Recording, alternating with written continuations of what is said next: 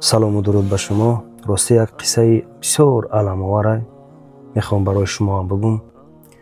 دیروز با یک استاد دوره‌های دانشجویی هم صحبت شدم که میگه ای اهل نورس میگه به قدر سخن نمیرسن، هیچ یک احترامی نمیکنن، گوش نمیکنن. میگه شاید این سخنهای ما میگه به گوش تمام اهل نورس برسه که میگه این مکتب زندگی که به استاد است، بس کار من و ما و شما برباد است.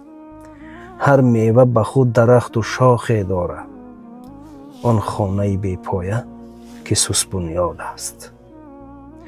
شاعر سخنی حق نتوان گفت اگر او دشمن شعر و سخن و ایجاد است. اقبال تو قیاس خوب و بددانی اگر برخیز و بگو که گفتند ارشاد است. آخه این تمام بزرگای ما و شما، پدر و مادرهای ما و شما، اول خدا و بعداً به انمی گفته های استادان به این مرتبه ها رسیدن.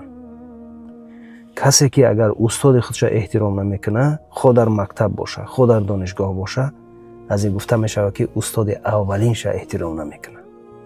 استاد اولین ما و شما کیه؟ این مادر است. هر کی به استاد کرد آغاز کار، کاروبار او ندارد اعتبار. دامنی استاد گیر و شاد شو، اندکی خدمت کنو استاد شو. این بود درد دل یک استاد. جان تو نگردم به قدر استادا برسه.